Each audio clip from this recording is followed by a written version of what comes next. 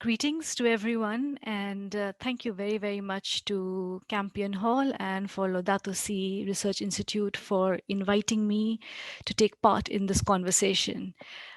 It sounds like you had an incredibly rich discussion yesterday, which I could not make. But what I'm really hoping to do is to think through the variation in the kind of land conflicts that mark India's land wars today.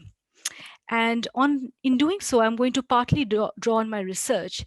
And as Carlos so generously described, my research looks at the political dynamics of land transitions, focusing on an industrial area in Western India.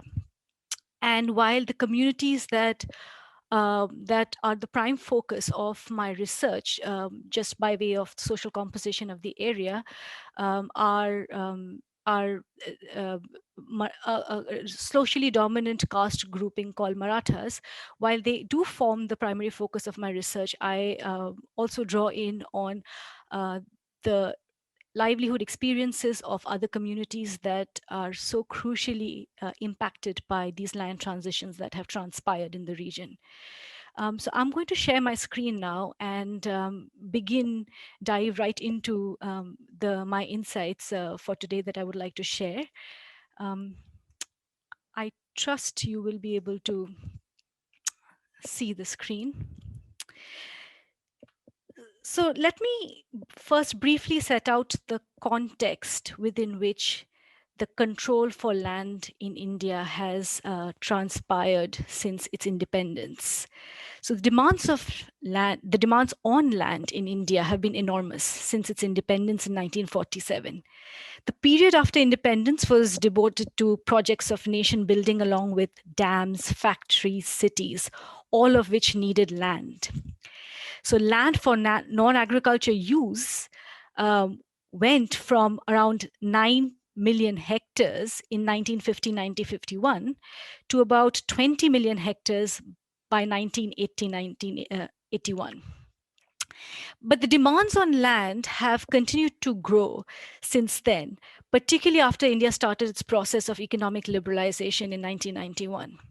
According to government estimates, just between 1991 and 2012, land put to non-agriculture purposes, so that is land diverted away from agriculture purposes, has increased by over 5.6 million hectares. Now, this has the drive for land away from agriculture intensified, particularly in the decade beginning 2000, when India saw rapid economic growth. Between 2003 and 2008, India grew at 9% per annum. And at the same time, land categorized as pasture has gone down by 1.5 million hectares, and land in agriculture has gone down by 3 million hectares. So, what I am highlighting in some ways is to link how economic growth has gone hand in hand in a churning of land in India. One of the aspects in the mid 2000s for driving this land a demand for land was the Special Economic Zones Act in India. The Special Economic Zones Act of 2005 fueled a fresh wave of dispossession to carve out special economic spaces that would engage private capital for export in producing commodities and services primarily for export. Now, after producing tepid results for attracting investment and increasing exports, which was somewhat fashioned along the lines of China's growth model, the special economic zones as a driver of land dispossession has taken a back seat. Appetite for land, however, is far from subdued. The Indian state has been requiring land and has been demanding and driving processes of dispossession on land by way of projects of ports, highways, industrial corridors, and aggregating land for land banks at the subnational level.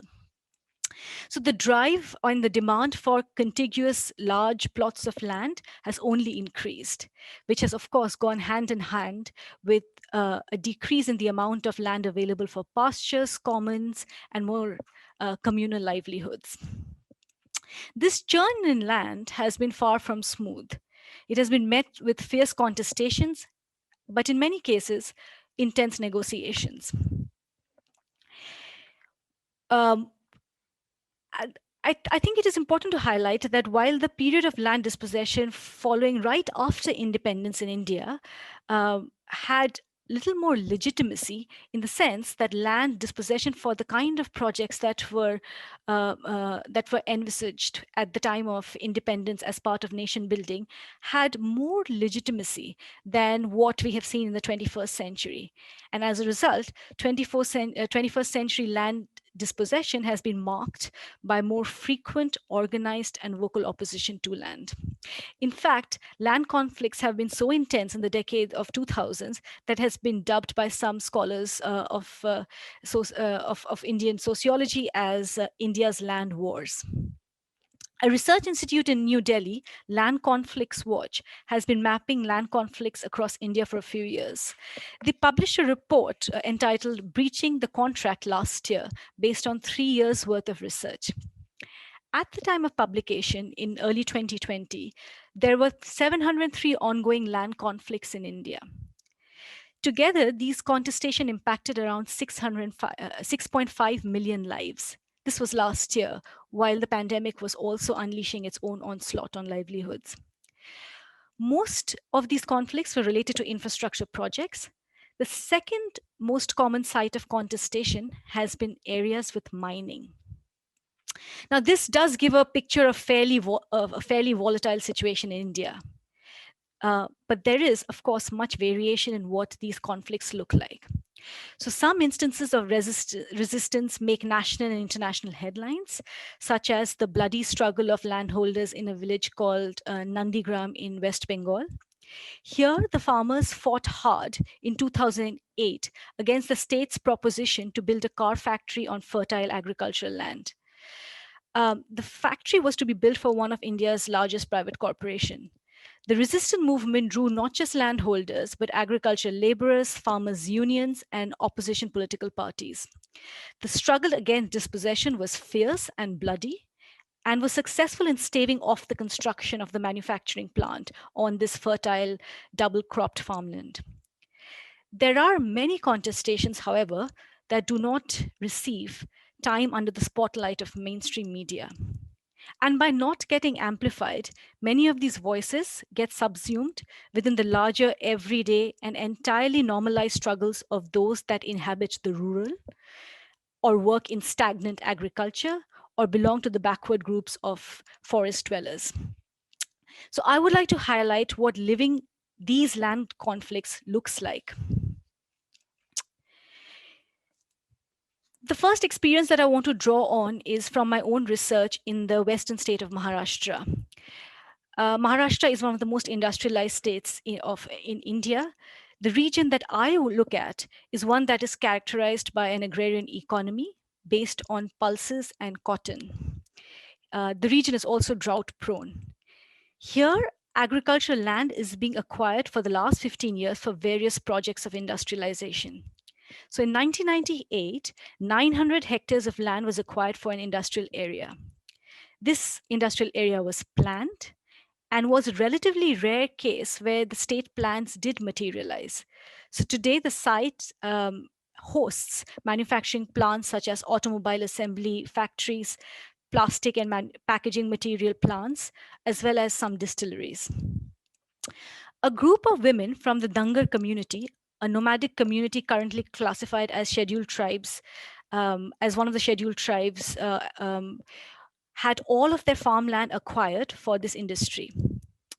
Their households owned around 1 to 2 acres of land, which is less than a hectare. And as you can imagine, it is an extremely small parcel of land compared to some of the kind of scale of land that we see, particularly in Latin America. So today, these women work as manual laborers in some of the factories. In 2015-2016, at the time of my research project, the women were paid a daily wage rate of 150 rupees, Indian rupees per day for the casual manual labor that they provide. This is less than around 1 GBP per day. And more importantly, this was comparable with the agriculture wages for female labor in the district, which debunks that whole idea of that many of the transition theses propose of non-farm wage work being more remunerative. Their lives are precarious as one understands of much of informal laborers in most parts of the global south. Women laborers find holding on to jobs in any one factory in the industrial area difficult and often struggle to secure adequate labor days to meet their material needs from any one employer.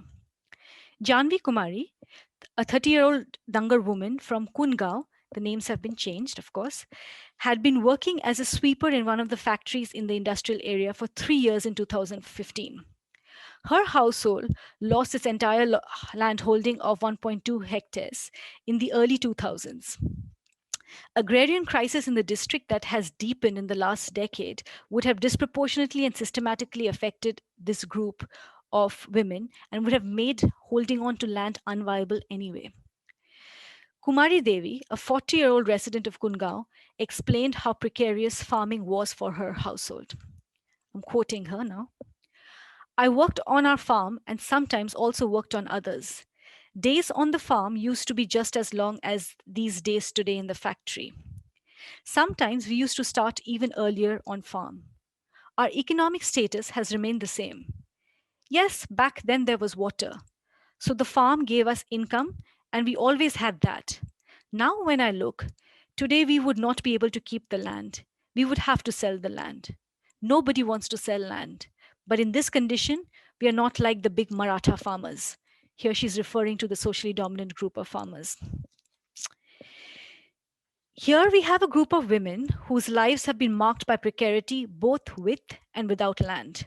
Their compliance with land dispossession at the time that the land was acquired for the industry was underpinned by decades of precarity as a result of pressures of commercialization in agriculture and falling levels of groundwater. I asked if they'd buy land if they could, and they responded, who does not want land? It would be security, but without water, I don't know. How will we farm? Their precarity shows the limits to theories of rural transitions and limits to security through non farm employment. However, agriculture was before also failing them. When land becomes unviable to survive on, then the politics of land cannot survive simply on the idiom of land. Not too far away from the villages of these laboring women is the is another region in Maharashtra where a group of Adivasi women are struggling to hold on to land. 53-year-old Saribai has been fighting for her 3-acre family land. Saribai belongs to the Kolam Adivasi community. Saribai has all the legal documents to prove that she has titles to her land. Yet, she's one of 150 from her village protesting the forcible acquisition of land by non Adivasi businessmen, as reported by People's Archive of Rural India. Another woman in the village, Anasua Kumare, describing how in February 2020, her family lost a large tract of their entire farmland overnight, she said, they entered our village in the middle of the night and destroyed our crops.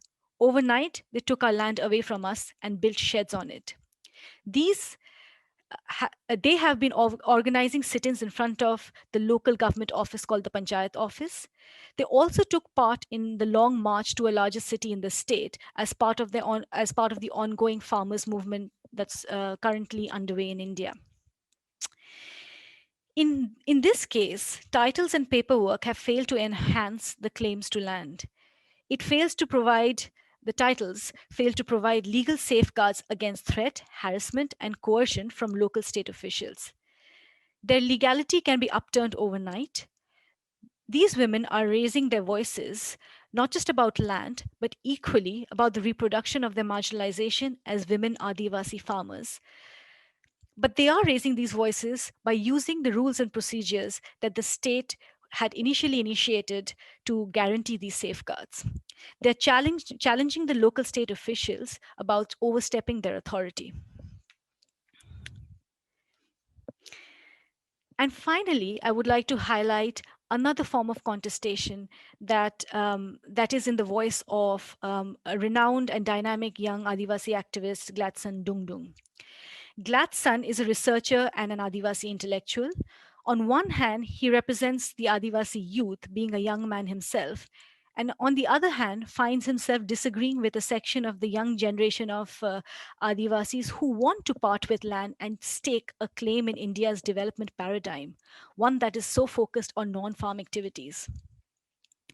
There are sections of Adivasis, particularly the younger male, who seek social mobility by using opportunities of land sales to inject themselves into circuits of capitalist development comprising businesses, construction of cities, real estate, etc. But for Gladson, those pathways are dangerous, precarious, and unsustainable. The path, the pathways are precarious not out of a singular commitment to a homogeneous and monolithic notion of Adivasi identity. Those pathways are dangerous because of how they make precarious the political amongst the Adivasis. In an interview for a project that I was involved with, Gladson cautions Adivasis who want to part with land with the following message: the day we lose our land, we will be squashed as insects. In his interview, he went on to contrast the situation of land owning Adivasis with landless Dalits. And Dalits, I mean, I understand that I'm speaking to an extremely informed group, but Dalits are the erstwhile um, untouchable communities in India. And he says, uh, in his interview, Gladson says, look at how Dalit youth are fighting for land, asking for land. We are a force to reckon with because we as Adivasis have land. When we don't, we will be nothing to the state, he means. So, my interpretation of Gladson's thoughts are as follows. His call to preserve Adivasi land is linked to his caution about protecting Adivasi citizenship. When he talks about land as Adivasi identity, he's also talking about political citizenship. And here I do not see Gladson's call as tying land instrumentally for other ends. I see it as expanding the view of land and placing it purely between its economic productionist feature on one hand and that of cultural identity alone on the other. Land in this case is the paper, the passport of political recognition and citizenship in the eyes of the Indian state. It is a notion of belonging using the discourses of the modern nation state, one that is increasingly becoming hyper-nationalist in India today. So, in summary, the three strands that I want to bring out here from these different voices around land are as follows. In the first case, contestations are muted and become everyday struggles when land gradually fails to enable survival. Politics of land, therefore, cannot simply be about heightening claims to land. The framing has to be much larger. In the second case, formal and legal rules such as titles do not automatically safeguard rights, and we know that. It is particularly true for the marginalized, we know that as well. However, titles, paperwork, the arena of law and courts are very often used as devices to contest the overstepping of authority at the local level by the marginalized. Thus, contestation with the state by the marginalized communities, and very often the Dalit communities that even I have worked with, take place through institutions of the state. Lastly, Gladson's words remind us that politics of land, in the case of the most marginalized section, is also about political citizenship. In conclusion, I would just like to highlight a few things. Orthodox notions of transitions do not materialize, and the fruits of development have been practically non existent, particularly in the case of India's capitalist development in the 21st century. Land for development, as a result, is increasingly becoming a Faustian bargain. The demand for having a piece of the development pie is, of course, not unreasonable. That development, however, is increasingly becoming out of reach. As recent works have shown, the current story of land in India is one of dispossession without development. Here I'm quoting Michael Levine's 2018 book. Furthermore, the development continues to come at a huge cost of polluting rural resources, disproportionately further debilitating rural livelihoods. Does this offer some possibilities for land politics? I think it can, drawing on the multidimensionality of land. So, Karl Polanyi's work told us in The Great Transformation that land is socially embedded. The work of Nikita Sood more recently tells us that land is multidimensional in its meaning to not just people, but to the state and capital. So, what I'm suggesting then is that the politics of land draw on the newer, more multidimensional articulations as well as anxieties around it. As I try to argue here, land in India, as in many parts of the world, is infused with a multitude of meanings. The multidimensionality of land is, in fact, being heightened as there is ever more pressure of global capital to commodify land and to reduce it to its singular purpose of best used or highest value. Politics of land can possibly be organized, drawing simultaneously on the many ways in which claims are articulated today. They can be drawn and should be simultaneously drawn on survival and livelihood, contesting state domination and overstepping of authority, foreclosing agrarian livelihoods and making life through land impossible, political citizenship, exclusion from development, but also on clean water. So, just in my research area, for example, farmers have been struggling with dwindling water tables all over the state for over 2 decades. In April 2019, 71 out of the 76 administrative blocks of the region, in 71 out of the 76 blocks, water levels had dropped below the 5 year average. So the multidimensionality of claim making around land is not just limited to India, but I think, and I would like to suggest that would apply to large parts of the global south. So, as for example, protests over land rights and land reforms have seen a resurgence in South Africa. Cyril Ramaphosa's tenure in South Africa was practically inaugurated with pitched cries of "We need our land back and we will take it by force." So, as one last concluding thought, I would like to highlight that the demand on land in India do not seem to cease. Just this month, the Indian government announced in its union budget that there would be a strategic disinvestment of public sector enterprises in the key energy and cluster in the key energy cluster comprising power, petroleum, coal, and other minerals. This disinvestment in this sphere entails opening these energy extraction activities further to private enterprises. As threats to land multiply, so will contestations. As I'm trying to suggest here, um, these multiplying threats therefore need to be contested with a multiplicity of idioms, ideologies, and strategies for politics. Thank you.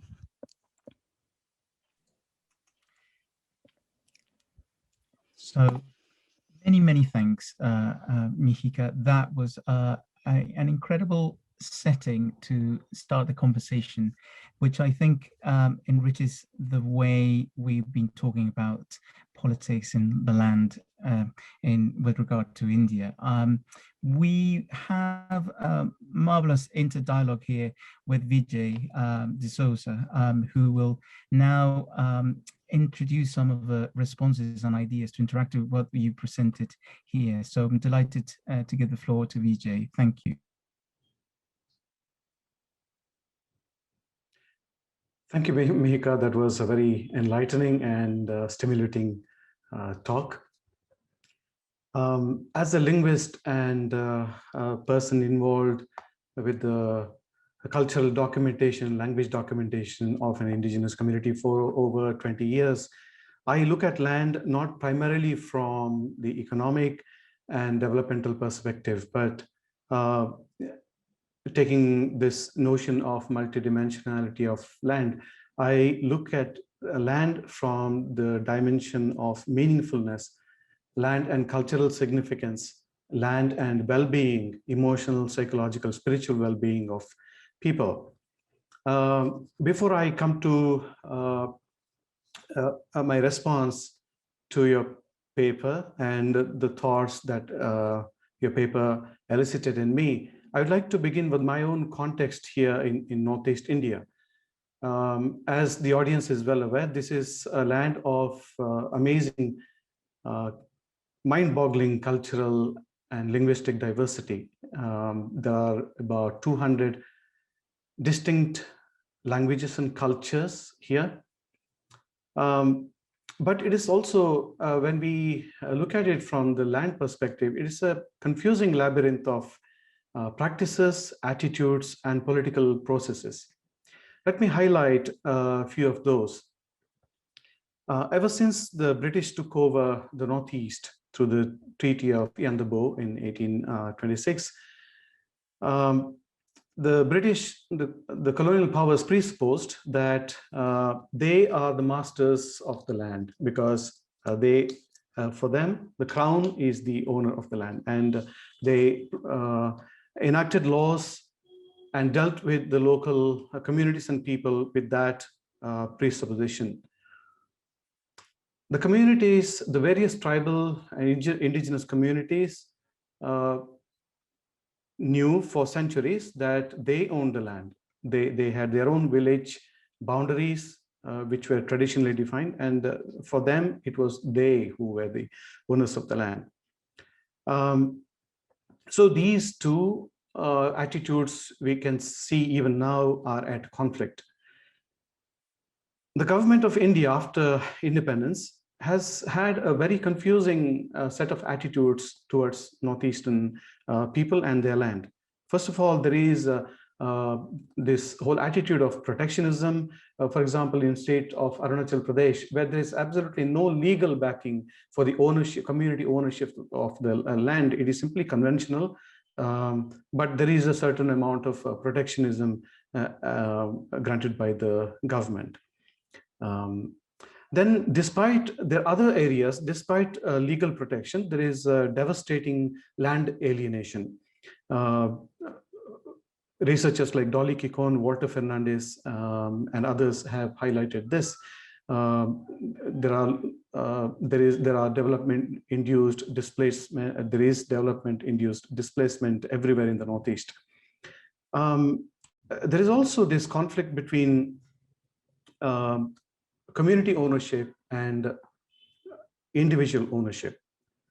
And the land ownership in Northeast India is very gendered, and there are women's protest movements and women's struggles going on all over Northeast India in different states. So this is setting the context of Northeast India. Mihika talks about multiple contestations. Who are these contestants in Northeast India? First of all, there is the state. Then there are corporates which are increasingly eyeing Northeast India for its immense riches. There is the outsider. This is a thing in Northeast India, this whole concept. The outsider is someone who doesn't belong to an indigenous community. It evokes suspicion. This term evokes suspicion, and it's used as a derogatory term by the indigenous communities. Then there are indigenous communities themselves. It will be too simplistic to say that the struggle is between the government and the government and the outsiders and the corporates on one hand, and the tribal communities, the indigenous communities on the other. Within the indigenous communities themselves, there are struggles and contestations going on. There is a class system that is emerging from egalitarian societies. Those who are rich, powerful, hoarding land from their fellow clans members, and there is a class formation as a result. There is this conflict between men and women. As I said, it's a very gendered concept of ownership. There is tribe versus tribe struggles, and there can be village versus village struggles for land. In this context, Mihika brought out three voices. First of all, to summarize briefly these three voices, one said land can be taken away despite all the legal protection. And second, land alienation for development, but whose land? Why is it that for development always it is the poor, the marginalized, and indigenous people that have to sacrifice their land? This resonates very well in the Northeast, because it is the indigenous communities who have to give up, sacrifice their land always. The national development, the national progress is the responsibility of indigenous communities, and to fulfill this responsibility, they have to give up their land. This is the discourse that we hear constantly. Then you also said about the young voluntarily giving up the land in search of better life, more glamorous life. This again resonates in our context in Northeast India. And this has had devastating consequences for the land and culture and language in all spheres of life. If I may add a fourth voice here, that I would like to add two more perspectives here. One is the voice of the children. When in Arunachal, a dam was being built and a huge tract of land was given to the government, the children of the village, the high school children of the village gathered and called a meeting with the elders of the village. This was unprecedented, children asking for a meeting. And they said this: you are giving up our land, you are giving up our future. You will get money, no doubt, you will get cash, but what about us? We will be without land. What is your answer to this? Of course, nothing came out of that meeting, but this is just one voice within voice of the children, the future of these indigenous communities. We hear these voices very often. Another one is not something that I heard from a real person, but an imaginary voice. The land transactions in Arunachal and in rest of the Northeast are cash-based, especially the law demanding that adequate compensation must be paid to the indigenous communities. So what happens to this cash? The land, of course, is given up. What happens to the cash? Cash simply evaporates. So people have created this story of a person who was given lakhs of rupees, and then in 1 year he would go down to the plains, stay in luxury hotels, buys a car, and comes back and goes looks for his forest, and the forest is gone. So this is another voice that we hear from the Northeast. Mihika talks about the Faustian bargain of land alienation. This again is a very frequent experience for Northeast India. And who is the devil and who is Faust here? Faust is usually the leaders of the indigenous communities who are bought off by the government or the vested interest. And again, the indigenous communities are convinced that for national development, you must sell your land. And the leaders are lured into convincing the community members, and land is given up. And then this becomes a Faustian bargain in our context.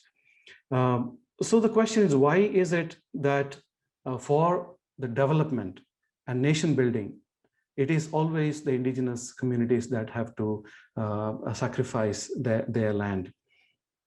The center, the government, especially the central government, is becoming much more aggressive these days. There are seminars and awareness camps going on all over the Northeast, and these are named as for example, one name is one constitution, one nation, one constitution seminars.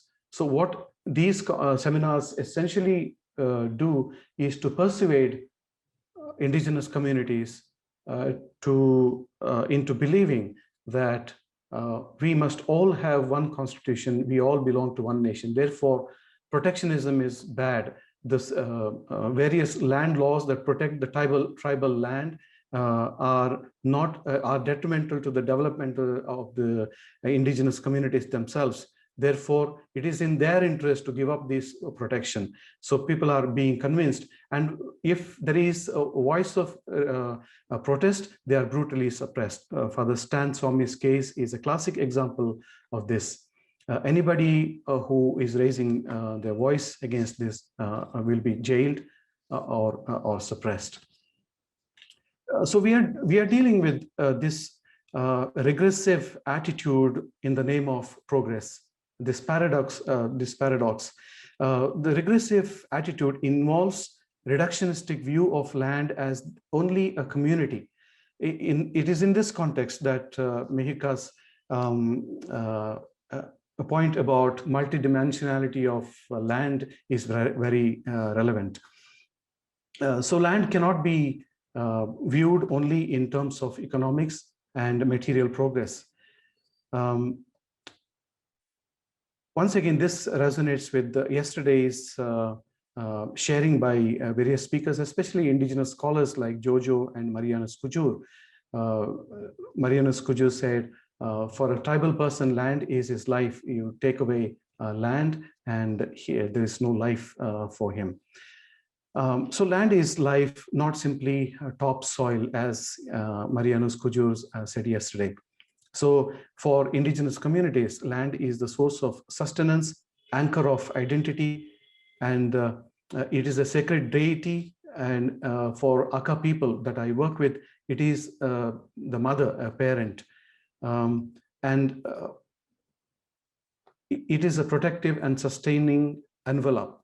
And therefore, when land is taken away from the tribal communities, it is these dimensions of their existence that are lost.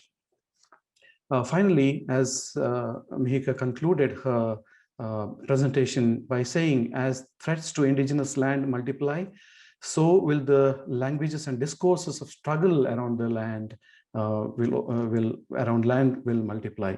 I think this is where a gap must be filled, as the discourses of development and nation building and sacrifice gain ground among the indigenous communities, and they are being increasingly convinced or coerced and forced into this kind of development model.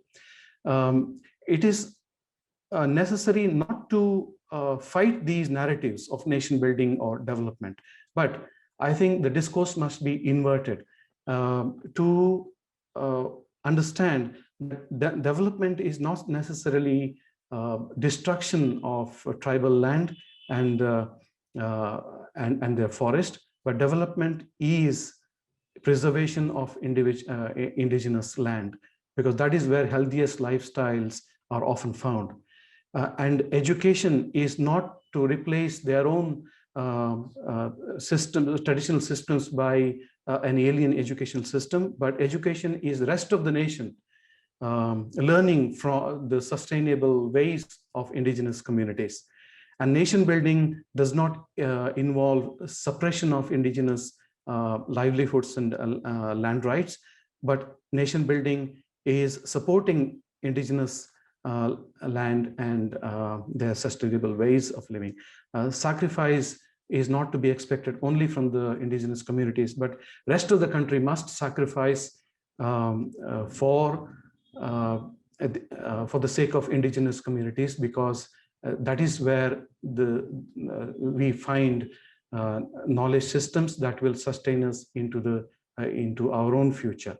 Thank you. Thank you. Thank you very much, Vijay.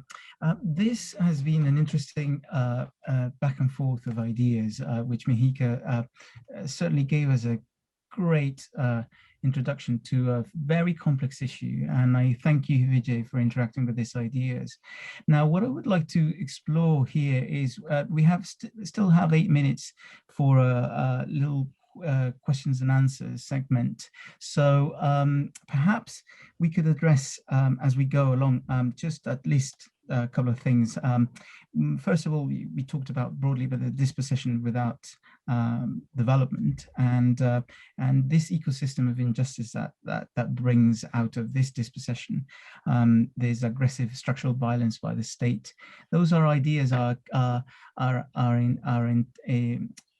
inserting themselves into the conversation, which leads me to one of our first questions, which an anonymous attendee has written here, and which he or she states, Mihika, you mentioned the pressures of global capital. So the global capital, how do you understand that? Because it's not, isn't it people or institutions behind it?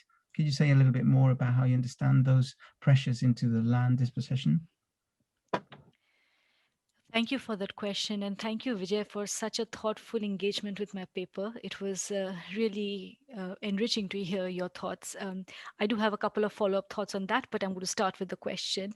No, entirely. I mean, the question itself has is challenging the notion of capital and trying to understand what global capital means, and if it can be if it can be distinctly separated from the state and by the domestic state. When I say global capital and the pressures of global capital in the case of land dispossession, I mean opening out. So I ended my presentation by talking about a particular policy, the union policy of now trying to disinvest the energy sector.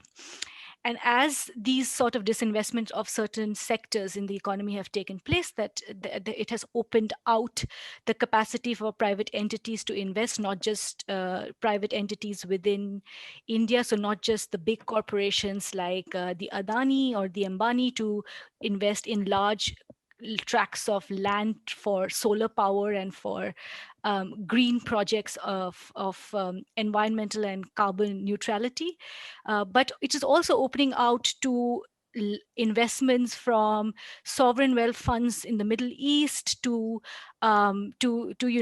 capital that comes in incredibly financialized forms through stock markets and a pressure on agro commodities, which is in some ways what a lot of the farm laws will enable, is opening up the pressures on land, with the idea that the investment is going to be drawn not just from domestic entities but also from global entities. So that's what I mean when I say global capital. The entwinement of global financial institutions that are based elsewhere, but also domestic entities. And the state, of course, has a role to play in that, in some ways, by just drawing out policies that allow for um, that sort of penetration of capital, but also in just processes that enable the capital to actually engage with natural resources in the country. And what would you say, Mihika, looking at the questions here, they also address the idea that the land belongs to all equally. So what is the role of environmental concerns? So, for example, this interconnection, diffuse responsibility is the problem of collective responsibility. Who is drawn to act? What do you think? So that's the puzzling bit, isn't it? I mean, in the sense that so we talk about the environment, and the Indian government also talks about environment policies, but it is entirely decoupled when economic policies and developmental policies are thought of. So Vijay mentioned how he talked about.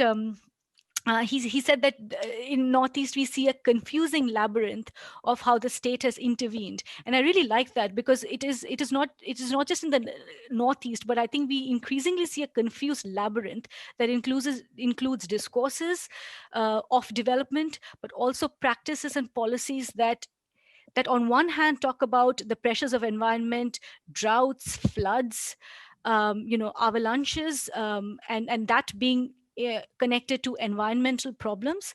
But at the same time, when we talk about the policies that come from the more technocratic quarters related to economics related to economy, somehow they are just detached and they get entirely decoupled. Having said that, I will, I will say that the Prime Minister of India, Mr. Modi, recently in a presentation to school children said that it is not that climate has changed, it is we who have changed. So these sort of confusing signals that can be can quite easily be interpreted as climate denial does no favors in trying to come up with a more engaged understanding of a more complete and a multidimensional understanding of what development should look like. And the other interesting thing is obviously in this diffused responsibility, there's also what you addressed, the idea of children's intervention. How strong are those? There's a guest here, John Woodhouse. He's saying, how strong are green economy ideas in India, especially in government, which is related to that. But and I would say also how that can be related to the other question, because this is the final question I would be able to read to you, which is the one addressing about what about visual language. So there's different forms of contestation. You brought the idea of children's, but out there's visual language as well of interaction, the symbols of indigenous contestations of through art, myths, and everything. Perhaps just a couple of words on those ideas. Thanks. And can I, if I could invite Vijay also to share and participate in this conversation? So I will let Vijay respond as much more of an expert on indigenous languages and communities, and then perhaps I will share a thought or two. Yes, of course. If that's all right. Yeah. Thank you, Mihika. First of all, coming to the children's intervention, this was totally unexpected when it happened. Actually, it is unheard of in a hierarchical society like that, where elders are always respected. These children, that was teenagers, calling a meeting with the elders, and so it's exceptional, and unfortunately, it remains so. And that's the only time I heard children calling a meeting. But then the concerns voiced by young people against selling of land have come up time and again. Coming to the green ideas, again, it all goes back to this whole confusing labyrinth again. One department of the government would talk about sustainable development, the other one will come and cut all the forests. So there is no coordination in different organs of the government with regard to this. Even the communities themselves are confused.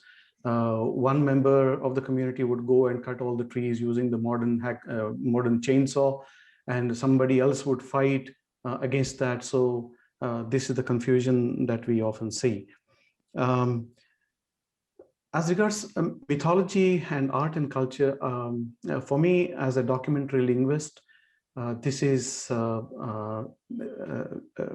understanding the mythology of people has been a life-changing experience, because mythological stories are often seen as entertaining or sometimes superstitious, but it's not. It's a symbolic system.